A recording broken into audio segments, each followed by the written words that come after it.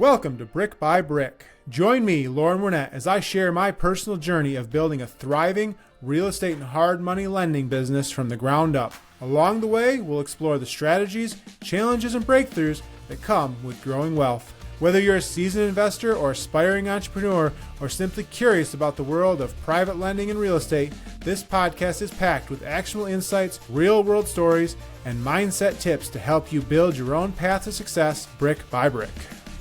Welcome to another episode of Brick by Brick. I'm your host, Lauren Winnett, and today we have an awesome podcast with John Hetherington.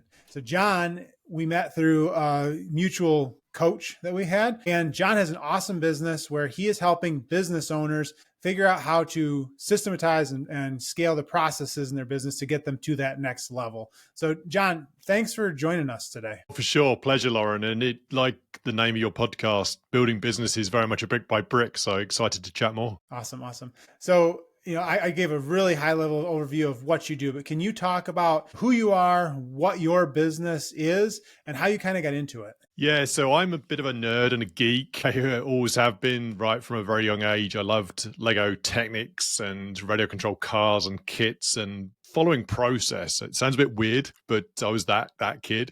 And that just got me into how do you create consistency, reliability, and systems. And so since then, I've loved process, I've loved technology. And that got me, when I got into my business career after graduating electrical engineering, I saw how a good system and a good process will really enable teams to scale and grow and be high performing. And so now I love to just help other companies scale, grow revenue, get rid of the friction, and ultimately get more time back in the day and free up their weekends and evenings to do what they love by having a business or a department or a team that runs on autopilot through streamlined systems. Awesome. So maybe let's level set the audience just a touch. When you talk system and process, I think that means a little bit different to everybody. So can you give us your definition of system and process and how those should interact together? Yeah, it's a great point because I deal in a lot in IT technology, and people talk about systems as in technology. I refer to system as a collection of activities that deliver a result.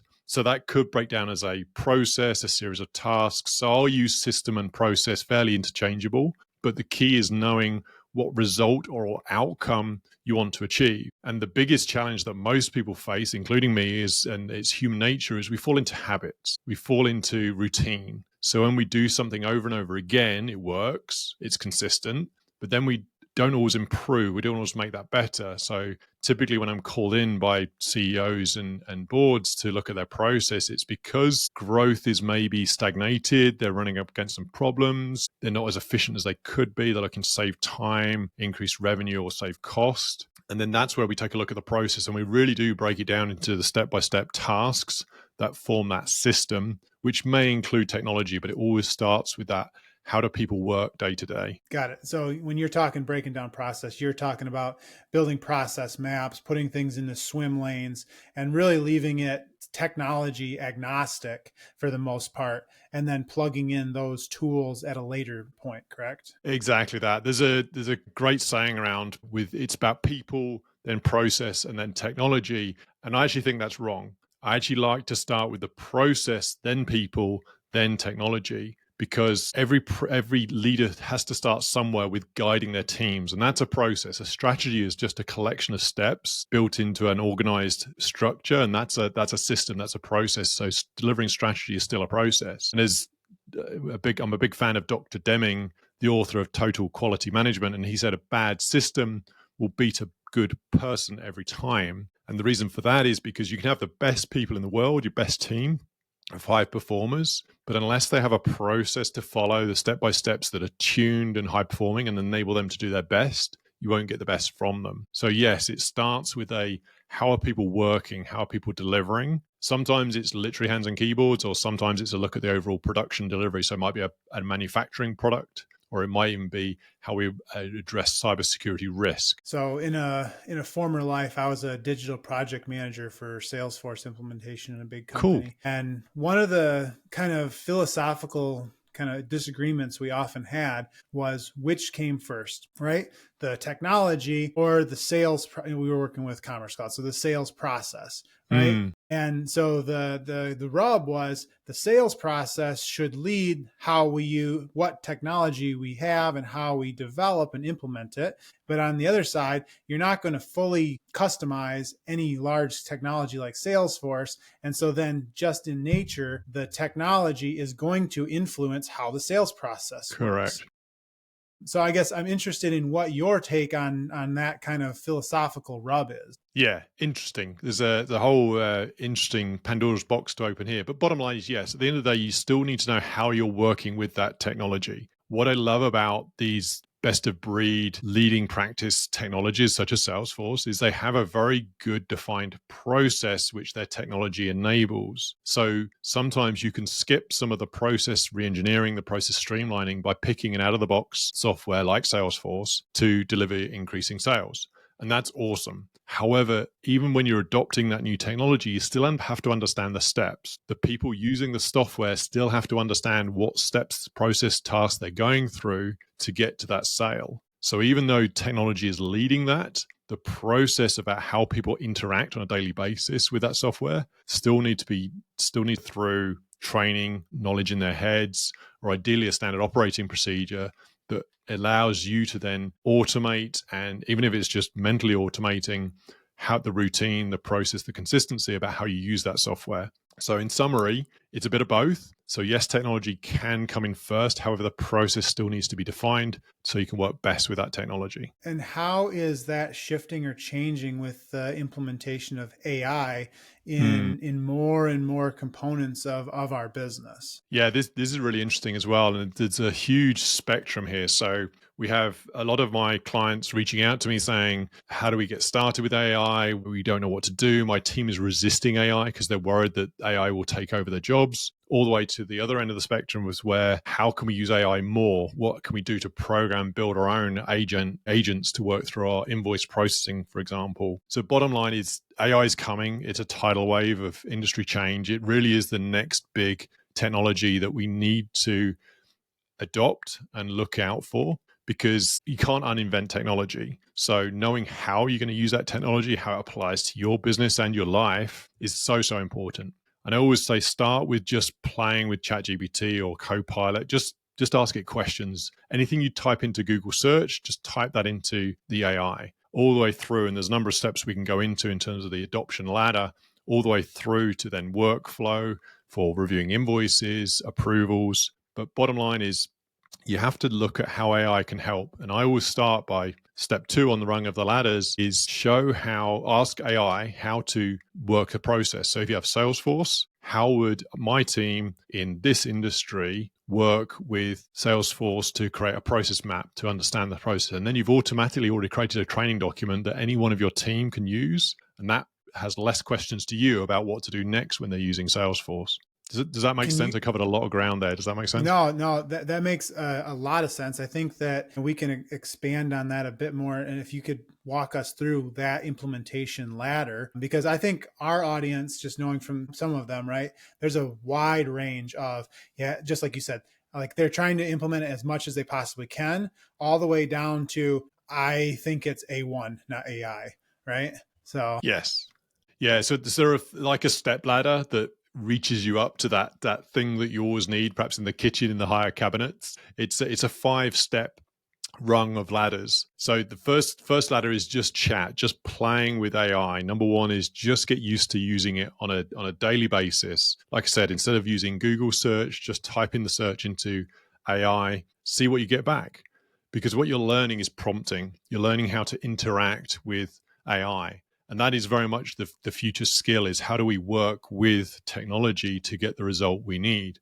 It used to be coding and programming. Now it's voice. It's getting to the point now where you can ask and talk to ChatGPT around what you need from it. So learning how to program it, prompt it, is the first step. The second step is around productivity. Just use ChatGPT or AI to maybe review your emails, maybe to transcribe meeting notes, to start summarizing actions from meetings. Maybe it's reviewing documents and summarizing the key points. So just start to use it for productivity, save you some time. So anything you repeat on a weekly basis, on a 2-3 times a week, that's a candidate for AI. Then the third step is around the workflow. So the things you did in the productivity, you start to chain that together. And here's where the system and process comes in, which is the bit I love most. So if you're having the productivity step is review an invoice, for example, to say, give me the key points. Is there any things I need to look out for? Or what are the trends around these 5 or 6 invoices? The third step will be a workflow of invoice approval. You can start to build these processes to approve, to say, okay, if an invoice is over a certain amount, it goes to a certain person for approval. So that's the third step around the tasks and the workflow. The fourth step is around tools. There's so many tools out there. You can build your own, but what I would say is go and look on a great website. It's called There's an AI for That. We can put a link in the chat. But There's an AI for That is a great tool to search around what AI tools are available out there and just buy them off the shelf. Like you said around Salesforce, you just buy that tool and then you can use it for your business. Again, you've got to decide that problem you want to solve, that workflow you want to work with. But then you get into the fourth rung, which is getting the tool. And then the fifth rung of the ladder, the top, is around custom AI development. So you're building your own large language model, and that's your own set of AI built on your data. It's trained on internet data, but it's an enclosed ecosystem, if you like, of data. You can use it on your business specifically. So then you could create the Lauren AI bot, which would then respond like you to your team. So if a team has questions, they can ask the Lauren AI bot because it's trained on everything you know based on your history of podcasts, your documents, your emails, and everything. That's when you get into those custom large language models on the fifth rung. And those would be the 5 rungs. So chat and play, number 1, productivity, number 2, the workflow, customization, and workflows and tasks, number 3, the tools, number 4, and then the custom large language models in number 5. So in most of the business relationships you have with your customers, where do those clients fall in that implementation ladder? And is there a place on that ladder that you think that business owners that want to grow and scale should get to? And is that encompassing their whole business, or are there certain portions of their business that should be at different levels of the implementation ladder? Yeah, this is really interesting. So a couple of points that spring to mind, a lot to cover here. So first thing is, if you haven't started with AI, don't try and jump to number 5. The reason for the ladder steps is you need to work through those steps because each one is a foundation. Back to your brick by brick analogy, you have to build up the competencies as you build up a ladder. You can't jump to the 5th rung. You have to work up to it. So starting with the chat, then the productivity,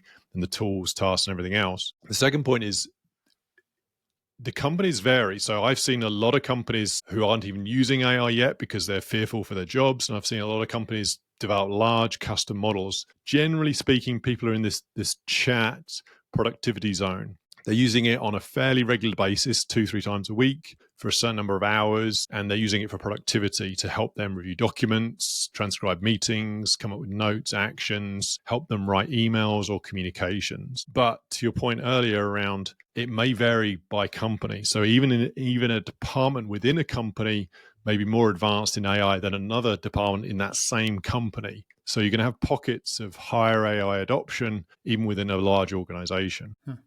That makes sense. Do you see that there's a big benefit to specific organizational departments over others? Like, I mean, I would guess that customer service could see a lot bigger benefit than, say, like the CFO or the controller's office. Yeah, again, very interesting here. So the immediate benefits, the customer service, having a bot or an agent respond to customer calls for questions about the product, or if you're booking a service call, you can now have AI agents which will actually take the call. You're talking to AI, but you don't know it because it's so realistic these days. But what it's doing is it's qualifying. So as a plumber, for example, it's calling, say, hey, I've got an emergency. The AI is validating how much of an emergency. Is it a pipe burst versus just a leaking faucet? And especially if that's out of hours, it will qualify to say, okay, is this a real emergency before I call the plumber? But if it is, it then schedules gets the name and address, gets maybe their credit card details for a down payment, and then sends it to the plumber, who then knows I've got a qualified lead or qualified customer to then go out and visit to fix an emergency in the evening, as opposed to taking all the calls themselves. So yeah, the customer service, sales, I love the ones that record sales calls or listen to sales calls because it helps you with your tone. Are you asking enough questions of the customer? And customer service, are you helping them enough? How much are you talking versus the customer talking? There's those sort of real-time feedback. But then in other departments, IT, technology, because a lot of the AI does around is coding. Technology can code for us, help build us the scripts for Power BI reports, or even building new applications. There's a great tool called Replit where you talk what you want to build in terms of the application, and then it actually creates the Python code and the and the details for you, even creates a user interface for you. It's very, very slick. I'd suggest checking it out with a free trial. And then even with finance, yes, there's definitely expertise there. However, the workflow we mentioned earlier around the finance reporting and reviewing regulations, when you get a large new regulation coming in with several hundred pages, you can use AI to summarize that for you. Always check the results of AI. There's always a human in the middle, but it can save time in pretty much any department. It makes sense. So I'm most people don't know this. I'm a pretty big sci-fi fan, right? And so there's a lot of especially space sci-fi. So there's a lot of AI involved there. And so I look at what that looks like, whether it's make believe or not versus where we're at now, and wonder how far we've come in the last 2 years and where we're going to get to. And then I think about some of the people that are like, oh, well, this will never take my job, or you can't replace the human component of something. And I'm curious what your thoughts are on, where that line is specifically in customer service and sales, of there is some level of human interaction maybe that is needed there. And then, how far can you take that? Because you lose some of the soul of what you're doing if you just do AI, right? And you want to maintain a good customer service and you want to maintain good relationship with your customers. And so what is your feeling and what have you seen on how far you can take the integration of automation and AI in your business without losing that special touch? Yeah, it's a great point. And the analogy I always go to is, how would you do it today? So you have, if you're taking call, if you're a customer service, we'll go back to the plumber example. If your plumbing firm takes calls from customers needing plumbing fixes or even down to renovations, there's an initial team that will take those calls. They aren't necessarily experts, but they're very good at taking calls, booking the appointments, getting the details, all the way through up to, okay, if this is a high value commercial client who's got a complaint about an invoice, that would be escalated very quickly to a senior level customer service manager or maybe higher.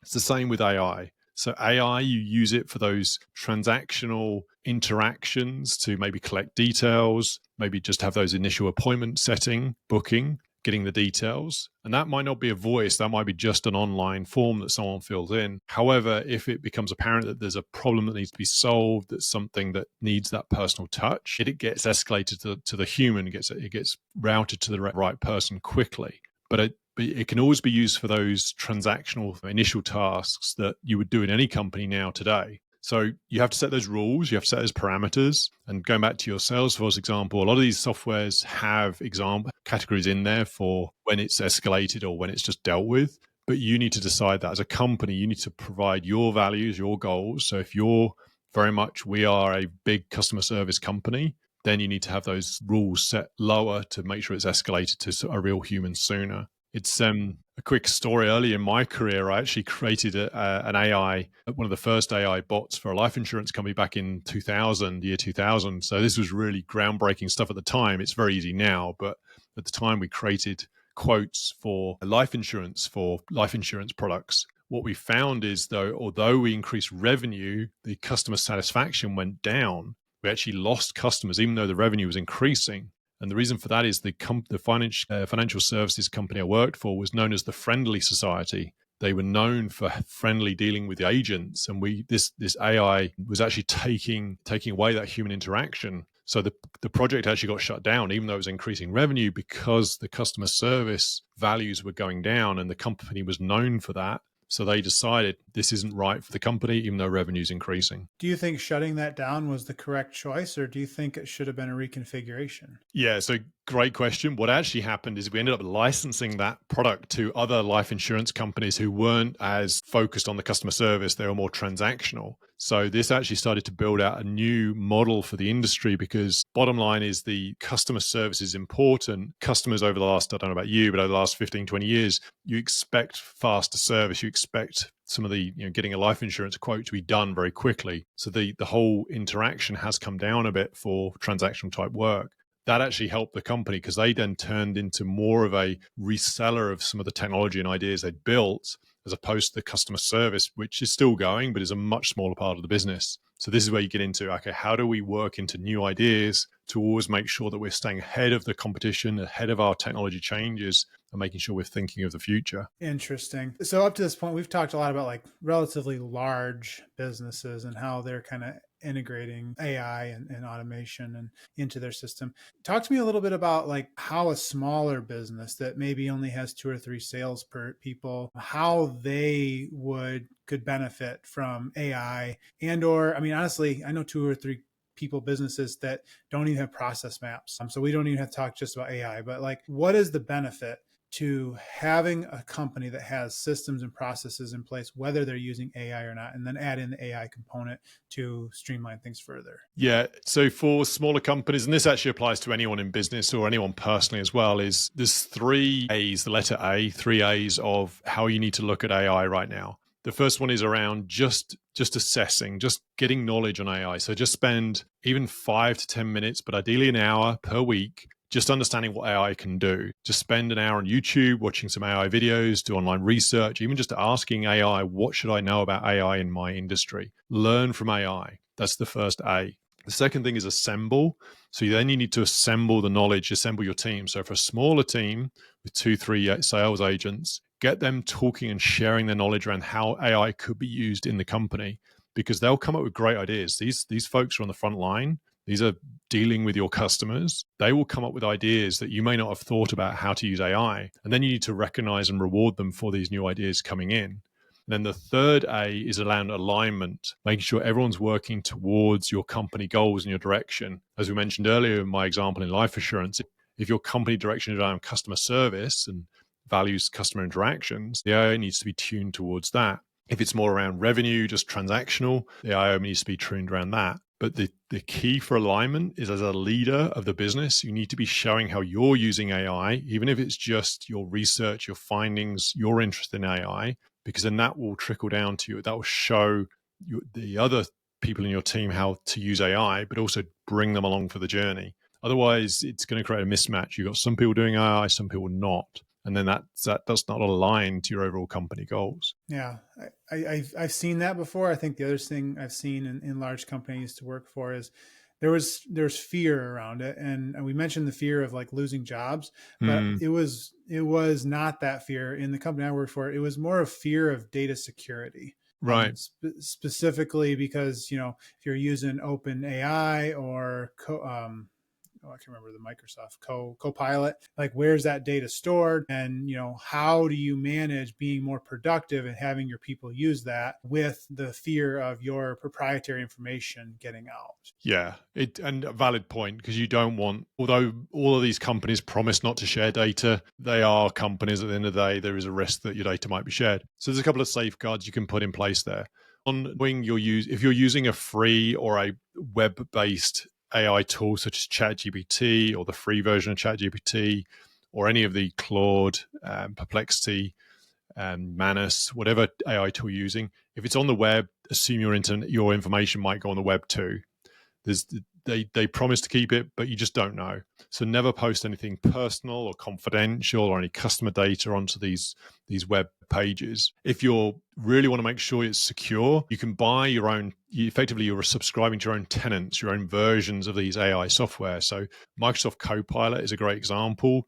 Google do it with Gemini. So what you're buying is within your tenant, because you've subscribed as a business to their email and to their file shares, their teams. You're getting a closed ecosystem of your data. So although the Copilot's trained on internet data, it's only reviewing and assessing the results based on your data. So it's not going outside of your company. And that's where you're, again, putting trust in the Microsoft in Copilot, but they're they're creating that closed container for you. Same with Google. And a lot of these AIs offer that closed container to make sure your data is kept confidential. Yeah. So basically, if you're just using general AI online, don't put confidential stuff. I mean, I would think that most like prompts that people are typing in it's a lower risk in general. I feel like the risk would be higher as you move up that integration ladder into where you have more integration across your multiple systems, where maybe now you've got a system that uses AI to talk to a customer,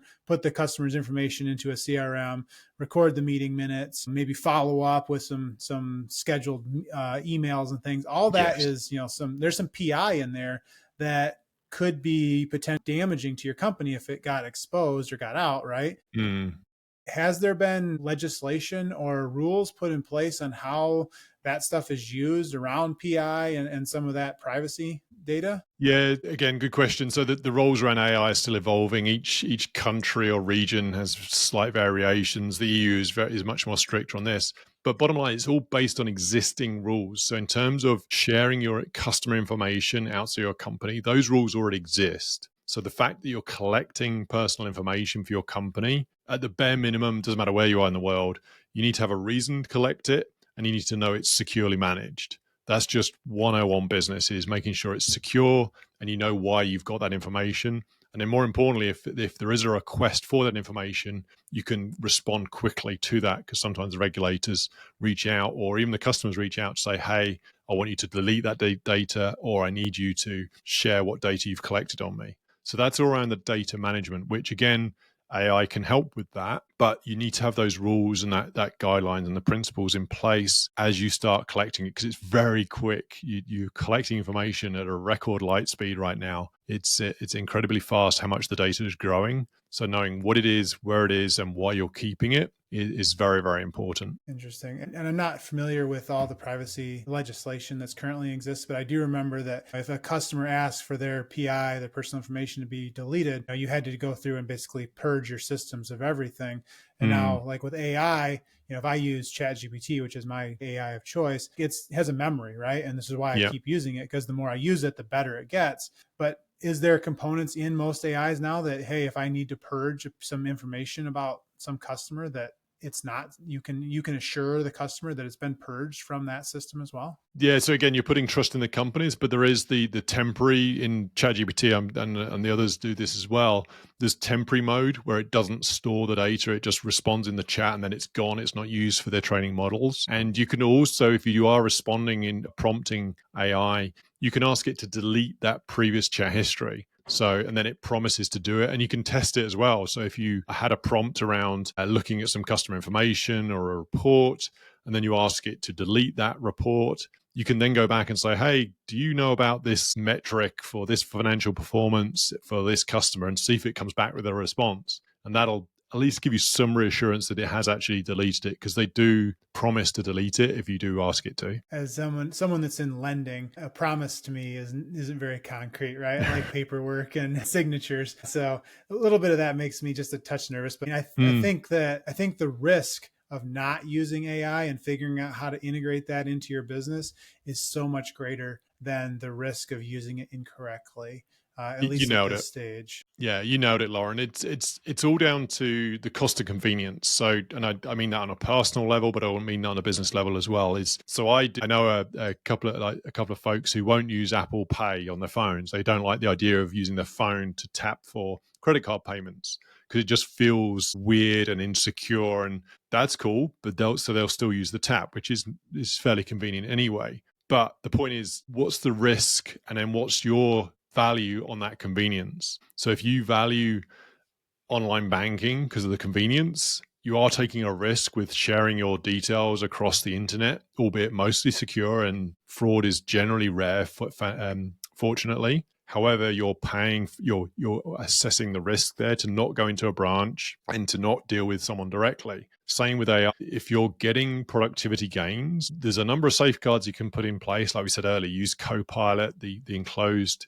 tenants that you can subscribe to. So knowing you can put those guardrails in place will then offset the productivity, which will be huge. And like you say, you can't really avoid it because it's just coming at us so fast. Yeah. So good example of technology changing things, right? 100 years ago or so, the sheep producers of England did not like cotton and the loom, right?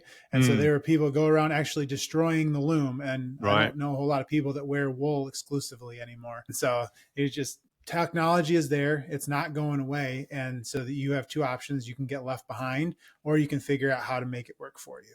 Right. And Yeah. I'm in the latter group. Yeah, and it's interesting as well because there's a human psychology is here. Is people thinking, oh, this is scary and this is going to take my job, but what I always remind myself of, because even I deal with technology every day, I love it, but it is overwhelming sometimes. But for myself, my team, and my clients, we've been through this before many times. Yes, the pace of change is accelerating. Yes, it's getting faster. But if you think back to the early 90s when the automobile and car replaced the horse, or like you said, in terms of the loom replacing the individual mills and the self factory, the farms, this change has happened many times. The internet coming in the 90s, I mean, it was actually invented in the 50s, but it came with the World Wide Web coming in the 90s. Books were freaking out, thinking, okay, our book industry is going out of business. And it hasn't. If anything, Amazon came out of the book industry. So things evolve, things change, but books haven't gone away. It may have changed. You may be less reading books, but if anything, people are writing more books these days because you can use AI to help them write it. Yeah. And what do you tell your employees or your customers' employees that don't want to embrace it because of their fear of losing their jobs? Just get on board or get left behind, or is there a different message that can be given to those folks? Yeah, and then you get into the leadership qualities, how you're building a team, because at the end of the day, I mean, I'm hiring teams one of my questions is, how are you using AI today? So I'm already pre-screening people who don't use AI, or at least they need to be up for learning AI. But to your point, if you have someone on your team who's resisting it, I always go with it's the carrot or stick, the push or the pull. So that the pull is, hey, this is going to be good for your career. By using AI, you're learning new skills, you're learning to improve performance, you're potentially going to get a career boost out of this. You're finding ways to add more value to the company, to yourself. You're making yourself more employable in future. So there's a huge pull there to do this. This is a good thing to do in general. If they really are still resisting it, then you get into the push, which is, this is where the company's going. We want to make sure this is encouraged. Some more encouraging ways to do it are rewarding people for AI usage. So a great technique we've used is actually just recording how many hours per week my team is using AI, and we do a leaderboard each week, and it creates a bit of competition to see how many hours per week people are using AI, and then they get rewarded with a dinner or a half day off or an Amazon voucher or whatever. We do different goals each time, but then they're seeing that leaderboard and then starting getting competitive to use AI, and then building on that, you're saying, okay, what are you using AI for? And then you share that with the team. That starts to bring everyone along because everyone's seeing how other people are using it, and you get more excited by it. Yeah, it makes a lot of sense. I think too, people that don't use it, they struggle with what they're supposed to use it for. And so like what you're talking about, like, oh, I just use it as a search engine. And then the response, well, I could just use Google for that. But, the way I got into it was just doing exactly that. Just use it as a search engine. Then you figure out how to do prompts. And then the more you learn, the more things like, I wonder if it can do this, right? Yes. Or I wonder if you start exploring with it more. And I think if you wanted to take what you were saying, that challenge of, who's in the leaderboard of using it more, take it a step further. This is how many hours you would have spent if you did it manually versus how many hours you spent using AI for it, right? Like, oh, I proofread this 5-page paper and it took me 45 minutes. AI just proofread this paper for you in 37 seconds, right? Yeah. And opened your life up to do more of the things you actually like to do, or more of the things, if you're a business owner, that drive revenue, and let you do less of the things that don't cause revenue growth, to take a lot less time. Yeah, it is fascinating. It gets addictive as well in terms of how much you can use it. So, for example, we're planning a longer vacation to Panama in South Americas. And so we're using it to say, hey, we have this much time. We want to spend 2 to 3 days in each destination. We don't want to be traveling every day. Please put together an itinerary. with a start and end point based on these locations. And it'll map out that out for you, even start to recommend hotels, things to go and see and do in each of those resorts. And I can see this going to the next stage where it's created an itinerary for me. I'll then refine it saying, yep, can you add more time here? I actually prefer this hotel. Can you swap that out? And can you go book it for me is the next stage. And I do see that happening next, where the AI is getting to the point now where it's checking with you in terms of what it's doing. So, hey, here's the results. Then you say, yep, good, go ahead, book it. Then it books the flights, books the hotels, books the tour operators. And you're not even using Google anymore. It's even transaction itself with the right authority. AI can start to save all that time around booking it for you. Yeah. I don't, I mean, we're not using it that much, right? Because it won't book stuff. But yeah, I've noticed recently though, that like when I ask, so my prompts have gotten better, right? Instead of just, hey, create me an email, it's, as a copywriter, create me an email for this user, this group, with this subject line or suggest subject line. It's now asking me, after it puts that all out, like, it'll ask me questions to confirm things or make it better before it gives me an output. And recently it said, I suggest that you do these 3 actions after the output comes up. Would you like me to do them? Right. The other day it was like, I helped it edit my blog.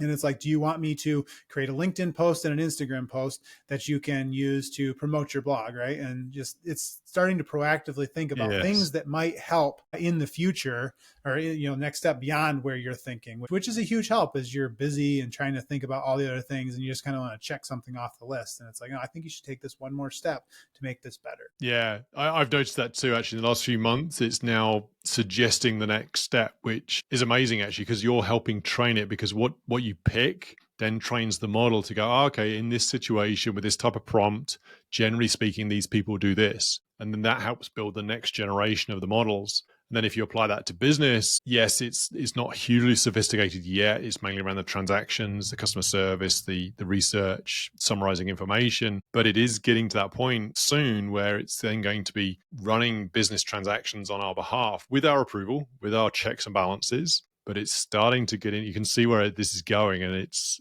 exciting for sure. And it's going there fast, right? Yeah. I mean, so the big OpenAI ChatGPT thing was only less than 2 years ago.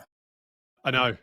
I was thinking back there just the other day, actually, in late 24 when it came out, and then it's been 2 years or so since. And over the last 6-8 months, for me and my clients, I've seen a definite increase in usage. I think it's taken some time of adoption. People are cynical of it, but now it's really starting to get much more adoption. Yeah. I think just like I talked about with people that are just starting to adopt it and not knowing how to use it, I think some of that adoption later on comes with, we don't know everything it's fully capable of. And, one of my things that I've been enjoying is trying to make it do things and seeing how far it will go before it won't do it. Like I was in loans, right? I was trying to get it to pull title records from a county website. It wouldn't do that. It has the capability to, but not the connections to the right website, right?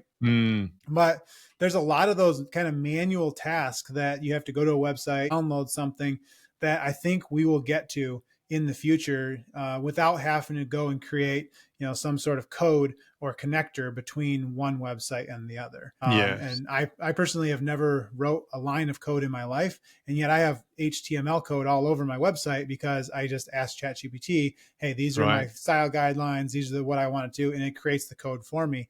And it's allowed me to, build a website basically by myself with some components that I wouldn't have had otherwise. Yeah, love that. It's there's different estimates about when the first one-person billion-dollar company will come about, because using AI, you can do this with just one person. You're using a team of AI agents or chatbots to create a billion-dollar industry or billion-dollar company.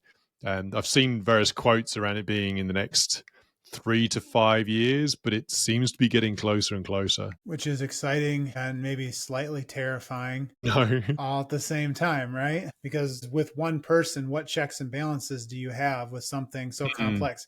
I mean, it's the whole black box paradox of, if you put data in and you don't know how it works, but you get something on the back end, can you trust what's coming out, even if it looks right or not? Yes. Yeah.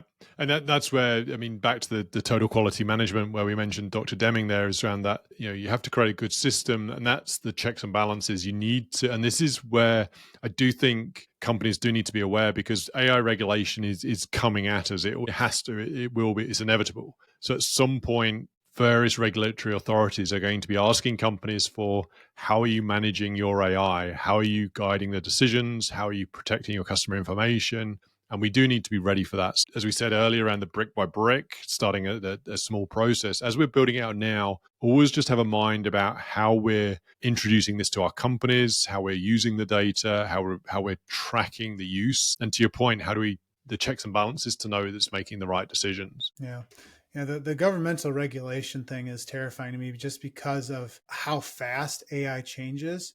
Mm. And when they put regulation in place, by the time it actually becomes law, we will already be 4 stages past that. And will it actually still be applicable? Yes, exactly. And that's the thing, because we're moving on so fast, we've got to be careful not to get left behind in terms of just knowing where our customer data is stored, how it's secured, how can we access it, how can we get rid of it if we need to, delete it on customer request, how do we share it? So building those early foundational steps in the process in place now is very, very important. Excellent, excellent. So, I mean, you mentioned process. I want to go back a little bit to just talking about business process. One question that I'm interested in specifically with your experience is, when you're working with all these different clients on building out their systems and processes, what are the common process and system kind of mistakes, or if I want to call them mistakes, but issues that are preventing companies from kind of getting to that next level or scaling past where they're currently at?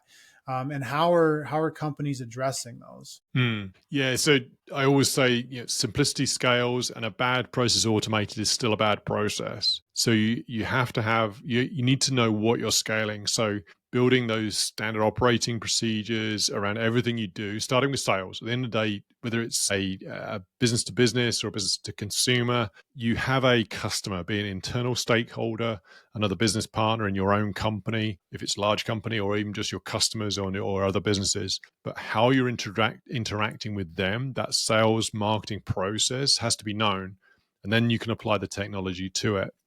Building out that front end marketing, customer service, the point at which you interact with your customer, that's always the first place to start, to make sure that that's mapped out, graded, and get feedback as well. Ask the number one thing that a lot of my clients don't do, and it's so easy to do, is just asking for feedback, asking for how is this process for you? How was your experience? What would you improve? Reaching out to your top 20% good customers and make sure you keep them as your 20% good customers, the highest revenue, highest value customers. Because then with that 20%, you can take that information and start applying it to the bottom 30, 40% to move them up into the good customer zone. So you want to take that feedback, you refine your process with that feedback, and then you're applying it to your customers who are not as valuable, but could be.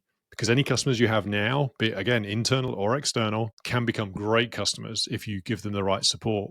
And that's why I like the SaaS acronym. It's typically used as software as a service to provide a valuable product to a client. But I actually repurpose that. I like it as the set, automate, accelerate, and scale. So those 4 words of set, automate, accelerate, and scale are a good way to view how you scale a business and make sure you do it in the right way. So the set is making sure you have the right process in place, you're dealing with the right customers. Then you apply the automation in the right way with the right technology. Then you can accelerate because you've built a good foundation, and that means you can scale as a business. Got it.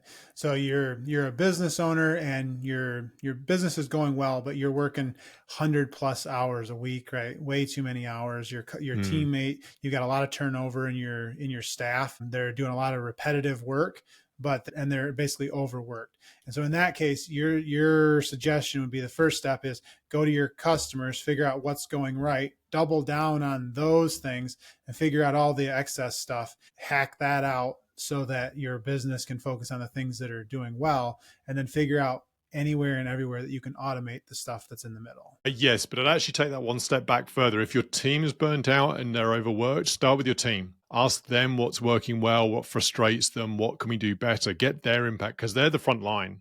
They're the ones dealing hands on keyboards with the coding, the customers, the processing, the reporting, whatever they're doing.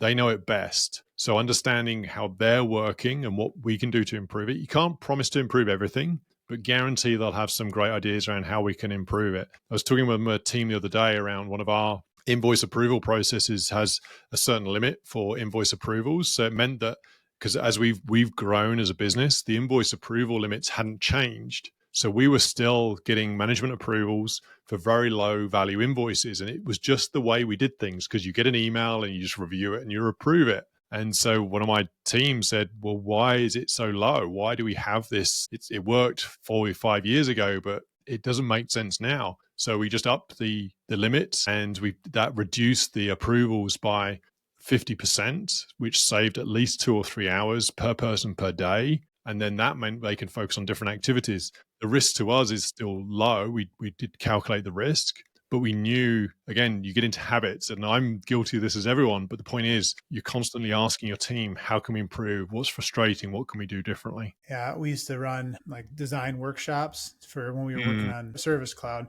And I'd keep some red sticky notes. And anytime anyone ever said, well, that's just how we always have done it, immediately red sticky goes up, because those are the places that people don't even think about why they're doing it anymore. Their predecessor taught them to do it this way, and that person's predecessor taught them. And pretty soon it's just how we do things, even if it makes zero sense or it slows things down. But then the challenge is that you've been integrated into an institutionalized, I want to say, into a way of doing things. And then you try to change, and you literally have whole roles or whole people's careers around change management, which is just to get people to do things in a different way. Right? Yes. That's different than how they were trained. And so there's a lot of psychology involved in just changing a system, because you don't want to fire your team to bring in new people and train them, but you got to change them slowly, or maybe not so slowly, into a new way of doing things, right? Yeah. And over my career, I've been 30 odd years in IT and technology and enterprise. Generally speaking, it falls into 3 buckets. It's 20, 60, 20. So 20% of your team or people will resist change, don't want to do it, never will. That's it. 60% are on the fence. They're like, I'm doing my thing, but I'm open to change. I'm just not there yet. And then the top 20% will love change. Give me more. I want variety. How do we do things differently? I want to change. The point is, often I see companies trying to change everyone. And when you're focusing on that bottom 20% who just don't want to change, it's just a lot of effort for not much result. So what we do is we have the top 20%. Awesome. They're bought in. They do it. Then you get into that 60%. You start to have those interactions. Just ignore the bottom 20% for now, because what will happen is if the top 20% starts working with the other 60%, and this is just through fireside chats, surveys, forums, discussions, asking people about their goals, talking to them about the future that we can create, then you start to bring the whole team along.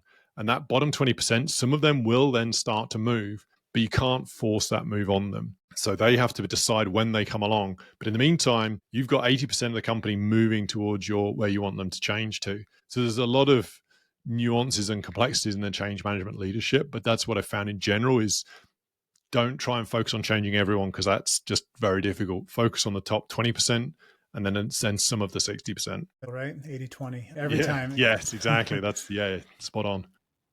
Awesome. So we're getting close to the end of the time. I don't want to hold you up too long. I ask somebody, everybody the same question. So I want to ask you, knowing what you know now, if you were to look back and talk to yourself when you were 20, or if you were to talk to your children when they are 20, what is some advice that you would give about life, business, technology, anything, just based on what you currently know? There's a question. So my head goes to get out of your own way. So we as humans, as I mentioned at the beginning, we're very habitual, we're consistent, we like repetition, and that's good because you need to keep the lights on, be it on your own health in terms of personal well-being or your business or whatever it is. There's an element of just maintaining. But get out of your own way around the 20% of your time minimum on the what if. What could you do differently? What could we do if we did something new? And that applies to business, personal, even myself working out of the gym. You fall into routines around the classes you go to or the fitness routine you go into. Then 20% of the time, try something different. So try a new class, try a new workout. In business, try AI if you're not doing it. Try AI with something different if you're already using AI. But just work through 20% of the time, just trying that what if, because then that trains your mind like a gym workout. You're training your brain muscle to think about different things. And that keeps a habit of innovation, improvement, and then you create a constant purpose towards improvement. I love it. I don't think it could have been said better than that. I think it's easier said than done. Yes. Because we all fall into habits and things, and maybe we're really good at that in work settings, or maybe we're really good at that with our kids. Maybe we suck at it with our spouse, right? Yeah. Or some other thing. But habit's a great thing. It can keep you going when you lose motivation or lose those things, but also can put you in a bad spot if you don't channel it the right way. Yes. I think it's a model to all of us should aspire to constantly change, try new things, push ourselves, and to ask why, right? And that's why I'm a big sci-fi fan as well. I love sci-fi movies. It's my favorite genre as well. I was watching Moon the other day with Sam Rockwell, where he's placed on the moon, and I don't want to spoil it because it's 14 years old now, I think, this movie, but it's still fresh as everything. I watched it again the other day, and that's one of my favorite sci-fi movies because sci-fi gives you the art of the possible. It gives you, okay, what could we do here? Where could this go? And I love that escapism into the science fiction, which then keeps that muscle going around, okay, what could we do? The what ifs. Yeah, that's great. So, John, it's been a pleasure having you on. This was a great conversation. I hope our listeners got as much out of it as I did. Any parting words, and where can people find you if they want to reach out and connect? Yeah, for sure. So reach out on LinkedIn. I'm very active on LinkedIn. We can put a link in the chat. Also on Instagram at the John Hetherington. And to that point, I do have a free download. It's not a sign up or anything else, just to help you through those initial steps of scaling your business through AI and automation. So if you want a copy of that, just DM me process into Instagram or LinkedIn, and I'll make sure my team gets you a copy of that straight away. Got it. Yeah. So if you're on the fence about AI, or you've tried it, but you're not sure exactly how to get the most use out of it, DM John process, and he'll get you that over, and that will help you move up those rungs of the implementation ladder. And I promise you, once you do that, you will spend less time on stupid tasks, and you will spend more time on things that actually generate business and revenue for your business. So again, thank you for the time, and I look forward to talking to you in the future. Yep, this is awesome. Thanks, Lauren. Thanks for tuning in to Brick by Brick Wealth Building Conversations. If you enjoyed today's episode, don't forget to subscribe and leave a review. It helps more people find the show. For more tips, resources, and updates on my journey, follow me on Invest with Lauren. Let's keep building wealth, one brick at a time. See you next week.